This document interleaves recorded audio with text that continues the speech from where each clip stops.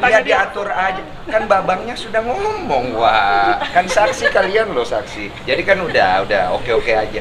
Mau di mana aja boleh.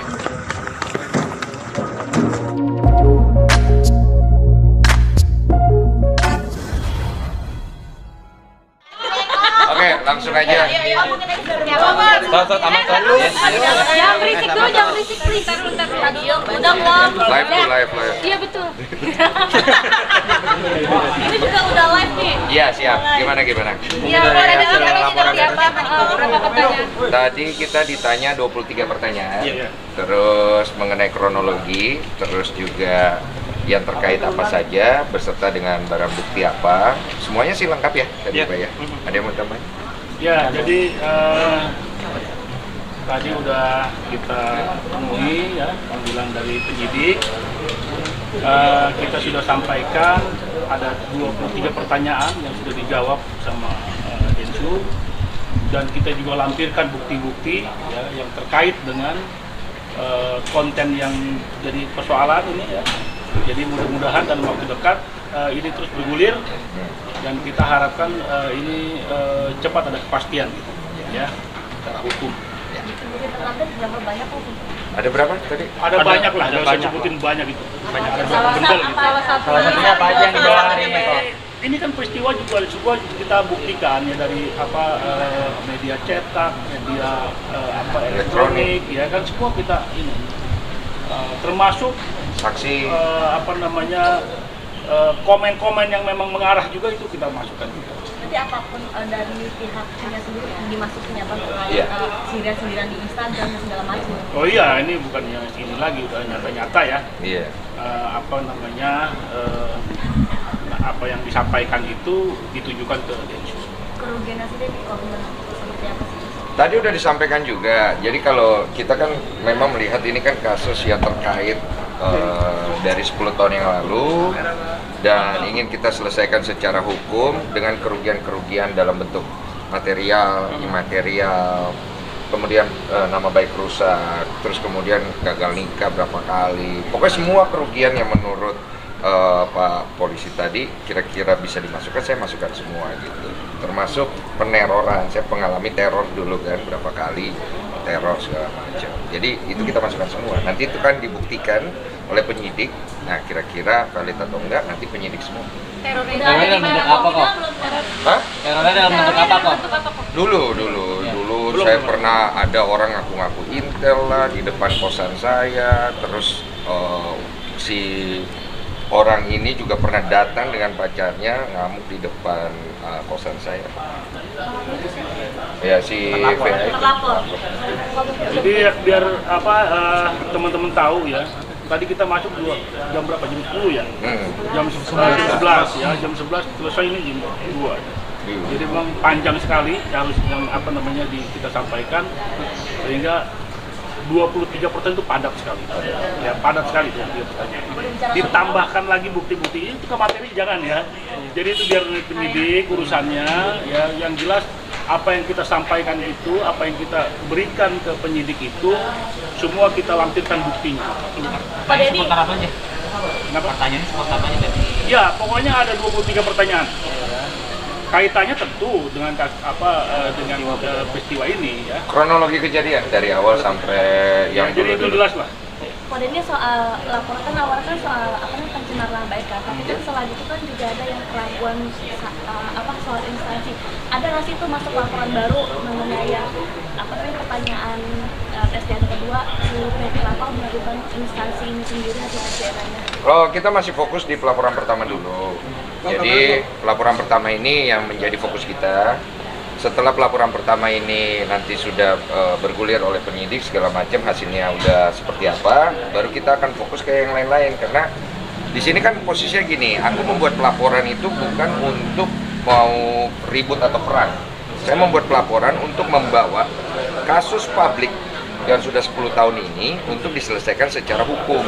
Karena kita mau menyelesaikan secara publik dari 2019 itu nggak kelar-kelar juga gitu loh. Jadi isu ini menurut aku cukup mengganggu. Dan kalau ditanya saya merasa dicemarkan gitu. Dan kalau beralibi bahwa itu bukan buat saya katanya seperti itu kan alibi dari pihak mereka. Nanti kita bisa buktikan itulah selama proses penyelidikan dan penyidikan. Ini kalau dia mau beralibi atau dia mau berdalih itu silakan, itu hak dia. Iya. Ya. Tapi yang pasti dari awal kita sudah mau melaporkan ini ke polisian dan laporan diterima, kita akan buktikan bahwa ini perkara ini akan terus berlanjut dan ini terpenuhi unsur pidananya. Kalau menyaksikan dulu darinya itu bahwa kapan duluan yang mulai di podcast Ya, ini kan sebenarnya kan bukan masalah mulai dan memulai apalah. Saya juga nggak pernah ada ngomong nama dia di podcast. Saya juga ceritakan tentang saya punya pengalaman pernah difitnah. Bukan untuk ngejatuhin dia, tapi untuk membangkitkan semangat orang yang saya sedang ngobrol itu yang juga melakukan kesalahan dalam hidupnya. Ya sharing, saya ini mau pakai acuan apa gitu. Yang saya punya kan cuma pengalaman hidup. Saya ini kan orang pintar. Pernah mengalami banyak hal dalam hidup saya. Inilah ilmu saya yang saya bisa kasih. Tujuannya apa?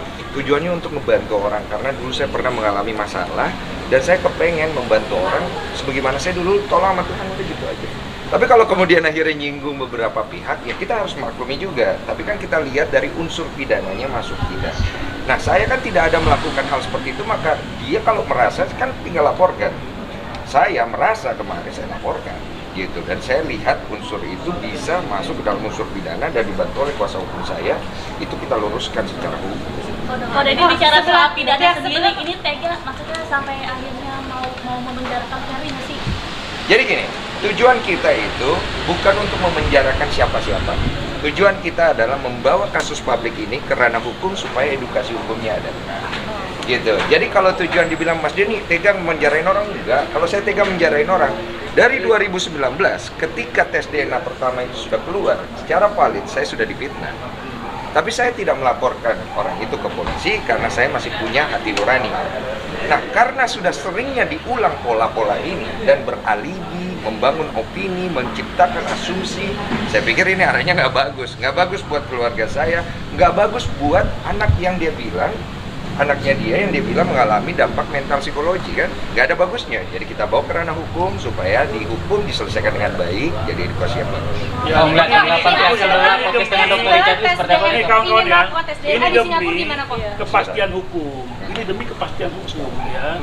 Jadi kita bukan tujuan kita juga menjarakan orang, itu konsekuensi hukum aja. Konsekuensi Kalau hukum. nanti hakim memutuskan dia bersalah, ya konsekuensinya harus dihukum. Berarti nggak masalah buat kalian pada akhirnya. Loh, kalau itu urusan hakim, urusan nanti pengadilan. Sekarang ini masih lidik, ya. Tahapannya panjang ini, ya nanti lidik, ya sidik, ya nanti P21 ke jaksa, ya kan, baru ke pengadilan. Edukasi. Tapi kalau Nah, hukum ini iya edukasi untuk masyarakat ini, ya, supaya ada kepastian. tapi kalau hukum menawarkan Restorasi. Biasanya nggak bisa. Itu tahapan itu pasti ada. Cuma hal itu sudah kita lalui dari 2019. Nantilah, Itu kalau nanti kita itu bicara nanti lah. kalau udah ada justice Restoratif restorasi, justice, iya. restoratifnya seperti apa, Iya. nanti kita lihat. Tapi poinnya kita di sini kan bukan mau bikin pelaporan terus kemudian bergimik, bukan itu. Iya. Kita tidak sedang bergimik di sini. Kalau memang dari penyidik menyatakan ini P21 masuk ke proses pengadilan, kita ikut semua sampai endingnya di mana. Itulah Melihat tanggapan dia. Sebenarnya tes DNA di Singapura. Suara tanya apa? Ya diatur aja. Kan babangnya sudah ngomong, wah. Kan saksi kalian loh saksi. Jadi kan udah oke aja. Mau di mana aja boleh. Ada tanggalnya belum sih? Oke, tanggal sekian kita berangkat ke Singapura. Saya nggak pernah dikabar-kabarin apa-apa. Saya Ada capek. obrolan sama pihak sana belum? Saya sudah ngubungin bapak pengacaranya secara pribadi langsung. Saya nggak tahu itu dia atau bukan. Maaf ya. Silakan Pak. Maaf Pak, ya izin ganggu ya Pak, Pak. maaf Iya. banget Pak. Sebentar. Ini berarti bonding sama itu juga yang mematahkan satu sama lain. Tadi Cakar. Yang mana dulu? ini tes DNA apa Kan udah komunikasi sama pengacara. Udah, saya kan ngomongin, kan waktu itu kan dia bikin klarifikasi press conference. Saya nonton, katanya ngajak untuk duduk bareng, membicarakan itu. Saya bilang ayo diselesaikan, mau tes DNA ayo. Tapi kan kita hubungin, tapi sampai sekarang jadwalnya katanya masih sibuk segala macam. Ya saya mengerti lah, orang kan mungkin punya jadwal.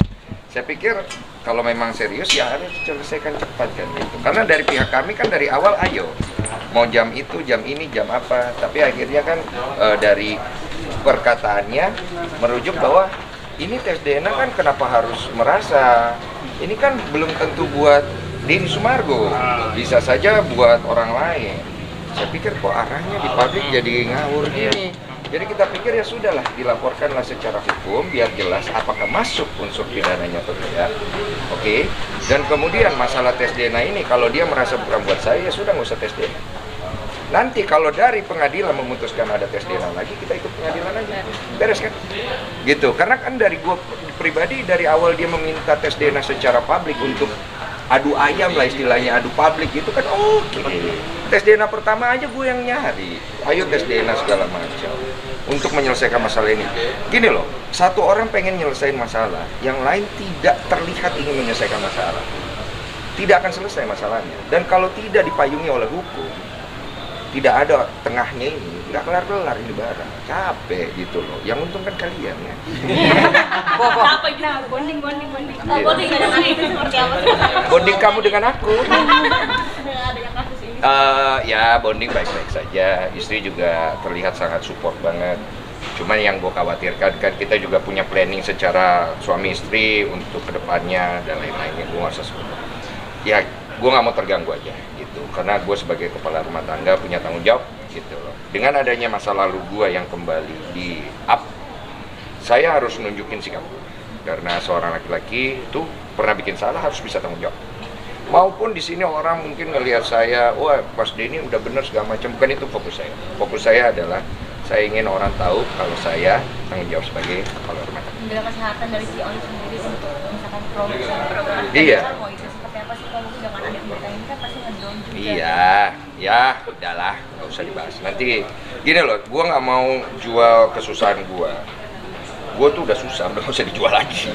Zaman gue difitnah, lu nggak usah tanya. Coba lu jadi orang difitnah, satu Indonesia itu ngelihat lu pernah ngambilin anak orang, nggak tanggung jawab, udah kayak gimana gitu loh. Jadi bukan itu yang mau gue jual, bukan itu yang pengen gue deliver ke orang. Nggak ada motivasinya di situ gitu loh. Yang gue pengen kasih ke orang, gue pernah mengalami kesalahan, gue perbaiki. Gue pernah melakukan kesalahan, gue berubah. Gue apalagi namanya, gue ingin memperbaiki semua hal yang gue lakukan supaya gue bisa jadi laki-laki sejati yang ada dalam hidup. Kok terlepas apapun hasil dari tes DNA kok, Ya. Apakah nantinya kalau diminta untuk Tunggu, bentar. Fokus kita kepastian. Kepastian aja. Kepastian aja. Sekarang ini proses hukum, supaya ada kepastian hukum, Ya. kan ini proses bergulir dulu. Iya, Ya, supaya juga nggak dikait-kaitan dengan yang lain. betul, Jadi kepastian kalau aja. kita bicara lagi banyak, ya Densu bicara banyak, nanti lebay bilangnya kan. Nah, jadi kita nggak bicara begitu. Emang saya Yang lebay? jelas kita mau pasti, ya. Karena kita sudah laporkan dan sedang berjalan prosesnya. Mudah-mudahan dalam waktu dekat ada pihak-pihak yang dipanggil. Ya udah bergulir nanti selesai itu sampai ke persidangan. Iya. terlepas dari apapun hasil. Podcast gimana? Kok tapi kalau pihak sana minta damai, Wartawan. apakah laporan ini juga selesai? Apa? Kalau pihak sana ada etikat baik untuk meminta damai, kok apakah laporan ini selesai juga atau seperti apa? Nggak mau nanggepin itu, karena buat gue itu masalah kata pengacaranya itu kan masalah ke depan. Saya juga tidak akan membahas masalah yang belum terjadi toh. Gitu. Mau damai atau tidak hak masing-masing. Kalau kami ingin menyelesaikan ini di hukum supaya ada kepastian. Kok terlepas dari hasil tes DNA, ya kan? Saat sebelum pihak mereka kan preskon nih, seolah-olah bicara tentang nafkah terus. Apakah terlepas dari hasil DNA iya atau tidak, anak tersebut akan dinafkahi juga kok jika diminta? Siapa yang minta nafkah? Pihak sana kan bicara selalu sudah menghidupi. Janganlah, Covid. Iya, kan dibilang berjuang juga untuk menghidupi itu. Itu narasi lu aja. Gimana nih kok? Ini gue tolongin lo orangnya. Iya. Itu urusan dia. Masalah nafkah itu urusan lain. Gue kan dari gue pribadi nggak ada berkeberatan. Gue bilang dari tes DNA pertama. Kalau anak saya tanggung jawab. Kalau bukan, jangan kok paksa saya jadi aja. Sekarang lu tahu semua komentar pengen jadi anak gua. Semua tiba-tiba punya lesung pipi. DM gue isinya itu semua. Lu tanggung jawab. Oh ini kan nggak terbukti ya kalau Kayak anak gue nih. Pak, ini kan nggak terbukti kalau anak kok Densu nih. Mungkin kok tahu nggak sih sebenarnya siapa sih kok? Oh, saya nggak tahu, itu saya nggak mau campur ya. Karena yang lebih tahu kan pasti seorang ibu. Kan banyak yang tulis komentar, wah saya yakin itu anaknya Densu karena seorang ibu tidak akan salah. Waduh, ya tanya ibunya. Sekarang kan hasil tes DNA yang pertama bukan saya gitu loh. Tapi tes DNA yang lalu itu dimasukin ke bukti. Iya, masukin bukti. Hasil tes DNA. Merasa bahwa pihaknya Ferry tuh kayak kabur-kaburan, masih dihubungi nggak bisa, terus diajak kedamaian atau apa gitu, nggak ada respon segala macamnya kayak gitu. Kamu ngerasain gitu nggak? Aku bertanya sama Aku boleh dong bertanya balik. Aku tahu ditanya. Aku ngerasanya dia kayaknya lagi capek. Udah itu aja sih. Kok kemarin kan habis podcast bareng Dokter Richard itu kan seperti gabungin via telepon dan gimana itu kok? Kamu begitu emosional sih kok. Gue diteriakin wah. Iya. Ketakut. Aku langsung takut gitu loh. Iya, maksudnya aku cuma tegas aja. Mau tes DNA ayo gitu. Mau ketemu duduk bareng ayo. Podcast ayo. Mau apa sih? Nggak ngerti gua. Kemarin kan di podcast Dokter Richard sendiri kan justru dia katanya malah nunggu di basement, gak berani naik untuk ngobrol langsung sama Dokter Richard kemarin. Oh, itu tanya dia. Kalian tuh jangan wawancarain gue mulu. Oh, hanya gue yang bisa ketemu. Ya, karena saya ingin pansos. Saya suka exposure ini. Rumah juga susah kok. Kalau si Dokter Richard di tes DNA itu kecil banget kesalahannya, cuma 0,01%. Dan kemungkinan sebenarnya tidak perlu ada tes DNA. Ya, memang sebenarnya tidak perlu ya Pak ya ada tes DNA gitu. Karena tes DNA itu sudah valid, dia itu ada legalitasnya. Kalau ingin ada tes DNA secara hukum, itu tes DNA itu harus dibuktikan dulu dibawa ke hukum. Makanya kita bawa nih. Kemudian hakim juga akan melihat kevalidan daripada tes DNA ini, dia akan memanggil pihak-pihak yang melakukan. Dan kalau memang tes DNA ini memang sudah sesuai dengan prosedur, kalau apabila ingin dilakukan tes DNA kedua, itu harus bisa buktikan dulu ini benar atau enggak, udah di situ aja. Jadi yang pertama juga kan nggak ada kewajiban sebetulnya. Ada kewajiban. Cuma kan yang dipakai buat konten terus sama dia, diungkit terus ya kan. Nah kita bertanggung jawab supaya ini sama-sama lah kita tes DNA. Gini, saya tambahin. Ya kan? Yang pertama itu benar kata Pak Anwar, nggak ada kewajiban. Saya hanya melakukan ini karena ada konsekuensi moral dan juga tanggung jawab publik yang saya berikan untuk sebuah pembelajaran dan untuk sebuah tanggung jawab. Dan juga untuk sebagai informasi kepada pihak anak itu nanti. Karena anak ini sudah kemakan dari kecilnya, dia itu taunya, oh bapaknya Densu. Kita waktu itu tanya ke anak itu, mama saya apa manajer saya dulu tanya waktu kita mau ambil tes DNA pertama, bapakmu siapa? Bapak saya Densu. Kata siapa? Kata mama. Jadi ini kan anak ini kasihan. Jangan, maksudnya gini, udah lah, Biar menarik kok, biar bisa tayang kok. Biar menarik. Menegaskan aja bahwa tes DNA itu benar tidak bisa dimanipulasi.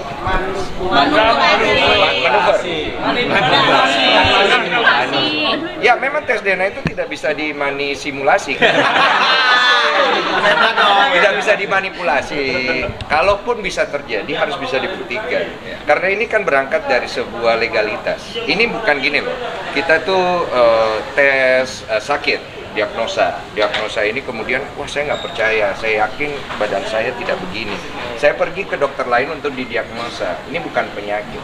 Itu baru second opinion. Ini sampel. Kalau ini hasil lab kan? Hasil lab.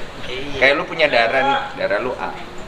Udah keluar di darah lu A, oh saya nggak percaya darah saya A. Ya, lu pergi ke rumah sakit lain, itu darah A itu nggak berubah, darah lu A gitu. Oke, anggaplah, wah ternyata salah darah lu B. Berarti kan pihak dari kedua rumah sakit ini melakukan kesalahan. Ada salah satunya kemungkinan. Perang lagi, kan? Berita lagi, gitulah.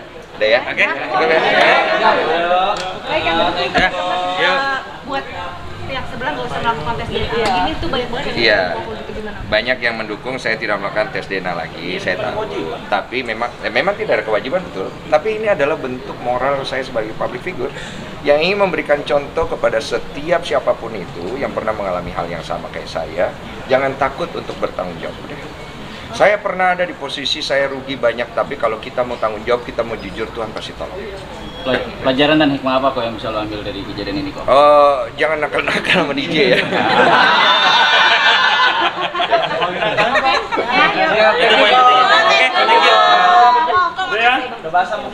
Cukup ya? Terima kasih ya teman-teman. Ya, nanti dihapus semua tadi ya. Yuk buka yuk. Babang, buka yuk. Bodoh yuk pernah air AC ini. Cabut kawan. Itu ada yang diedit tadi tuh. Biar jadi berita, biar jadi berita. Awas lu. Coba di mana kok? Ini kapan gue boleh dilepas? Kapan kok?